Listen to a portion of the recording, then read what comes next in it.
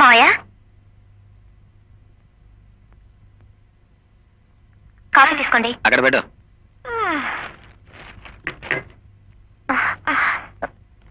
ఏమిటత్తయ్యా అంత డల్గా ఉన్నారు? కళ్ళు మండిపోతున్నాయి, కాళ్ళు లాగుతున్నాయి. రాత్రంతా నిద్ర లేదమ్మా. మీకు నిద్ర లేదా? తను నిద్రపోకపోతే బాగుపోయింది, నాకు కూడా నిద్ర లేకుండా చేసింది. ఏమిటి? అవును, రాత్రి తెల్లవారులు నా చేత నల్లులు చంపిస్తూ కూర్చోబెట్టింది. ఏంట్రా బుజ్జి, కలిపేమైనా చేసిందా? అవునమ్మా, నలతగా ఉంది. అయ్యో, ఏంటి నువ్వు చేసిన పని? శ్రద్ధానికి అనుమానిస్తాను. పాపవాడికైనా జ్వరం వచ్చిందేమోనని ఇలా చేయొచ్చు. అందుకని ఇలా తాకి చూస్తుందా? ఇతరుల కష్టాలే తన కష్టాలుగా భావించే మంచి మనసున్న మనకు మనకో ఏంటండి? ఏంట్రా బుజ్జి, ఏమిటో నాన్న? ఏమండి, ఏమిటండి ఇది?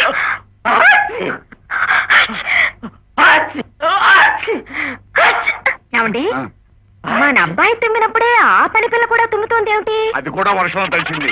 నీకెలా తెలుసు? తడిచిందేమో అనుకుంటున్నాను. అయినా నీకు ఇంటికి అనుమానం వచ్చింది ఏ? పని పిల్లతో పాటు నీ పైలా పచ్చి కొడుకు కూడా ఒకేసారి రొంప పట్టకూడదా? ఒకవేళ పట్టింది అనుకో, అందుకే పట్టింది అనుకోవాలా? అవునమ్మా, ఊరంతా ఒకటే జలుబులు, దగ్గులు, తుమ్ములు. వాడు అనుభవం చెప్తున్నా. అంతేనంటారా? అవునమ్మా. ఒరే, నువ్వు చెప్తే నమ్ముతాను రా నాయనా. నాకు మీ నాన్నగారి బుద్ధులు నీకెక్కడొస్తాయనని అంతేరే, ఊరు మంగళ మీద పడినట్టు నువ్వు నా మీద పడతావు. ఇదిగో కాఫీ చల్లారిపోతుంది, తాగు.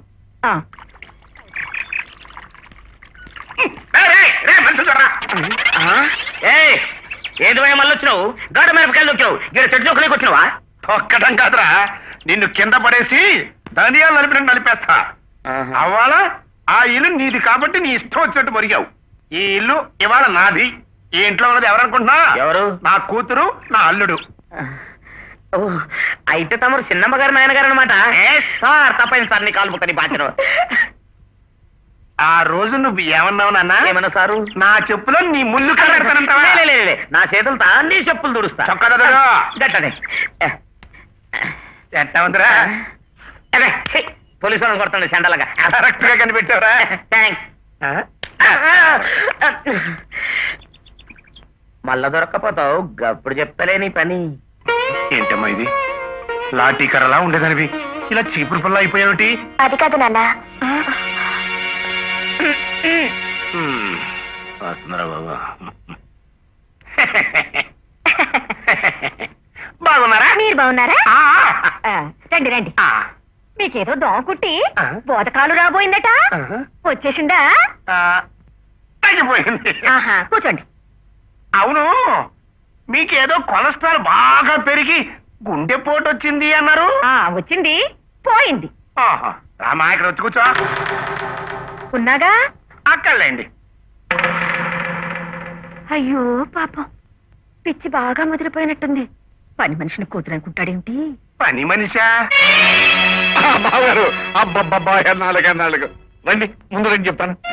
చూడండి, ఈ మధ్య ఆవిడికి కాస్త మతిస్థిమితం తప్పింది. కోడలనేమో పనిపిల్లగాను, పనిపిల్లనేమో కోడలుగాను పిలుస్తూ ప్రాణం తీసేస్తుంది అనుకోండి. అందుకని మీరు ఏమీ అనుకోకుండా కాస్త సర్దుకుపోవాలి. అయ్యయ్యో పాపం, అలాగా? నాకు అలాంటిది ఏదో జరుగుతుందని అనుమానం వచ్చిందంట. మీరు ఎప్పుడో కనిపెట్టేసే ఉంటారు. అమ్మాయి, మీ నాన్నగారు వచ్చారు చూడు. చెప్పాడు కదండి, పని మనిషి ఏమో కోడలని పిలుస్తుందని. ఆవిడ తృప్తి కోసం ఆ అమ్మాయితో కాస్త మాట్లాడండి. అమ్మాయి ఏంతో మాట్లాడుతుండు. అమ్మాయి ఎడరామ్మా, ఏ ఊరి మీది? ఏమండి, మీ బియ్యంకుడు మరీ పిచ్చి పిచ్చిగా ప్రవర్తిస్తున్నాడు. నీకు తెలిసిందేగా విశాల, పాపం ఆయనకు ముందుగానే వేపకాయ ఎంత ఉంది ఉంది. భద్రాచలం వెళ్ళేసరికి అది కాస్త బండరాయింది. అదే కాబోలు పని మనిషితో సొంత కూతురులా ప్రేమగా మాట్లాడాడు. అలా చూడండి, సొంత కూతురుతో ఎంత ముభావంగా మాట్లాడుతున్నాడు.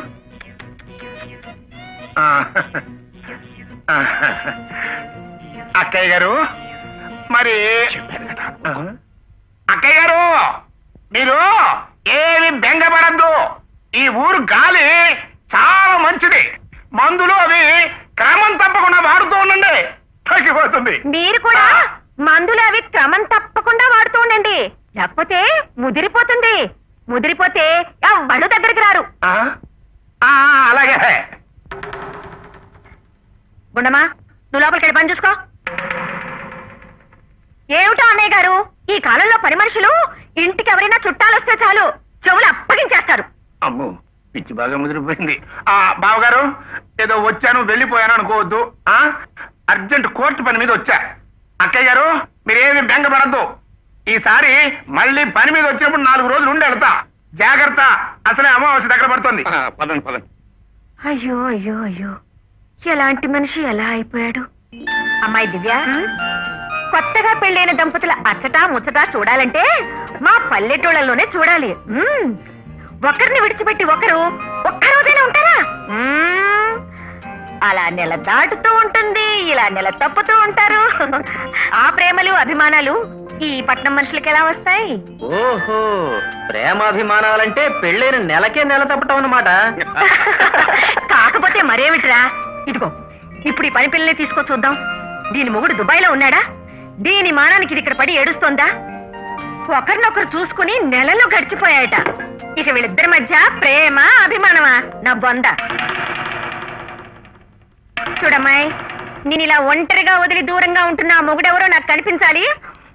వాడిని ఊతికి ఆవేసి ఇస్త్రీ చేసి పారేస్తాను. నీరు తాగరా, పొరపోయినట్టుంది. ఒరే, నిన్నెవరో తిట్టుకుంటున్నారా? విశాల, ఆ పిల్ల భర్త ఏ అవస్థలో ఉన్నాడో నీకేం తెలుస్తుంది? అవస్థలో ఉన్నాడు, పెళ్లి ఎందుకు చేసుకోవాలి? అవును, ఎందుకు తీసుకోవాలి? మరి పాయింటే కదా.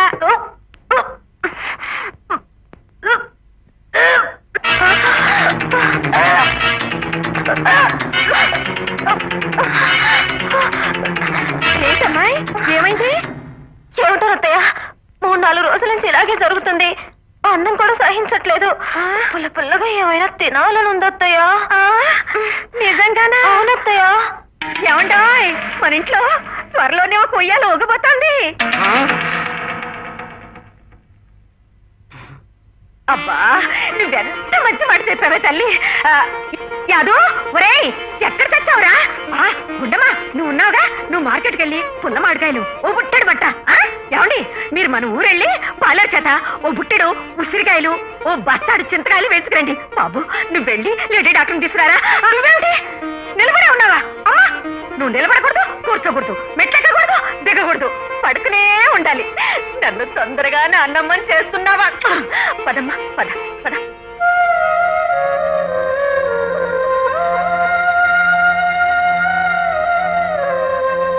నిజంగానే రోజా, నాకేమీ తెలీదు. ప్రామిస్, నన్ను నమ్ము. ప్లీజ్ రోజా, నన్ను నమ్ము రోజా.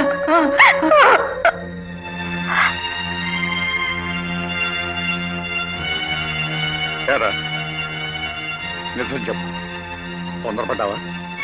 భగవంతుడి సాక్షిగా నేను తొందరపడలేదు మావయ్య.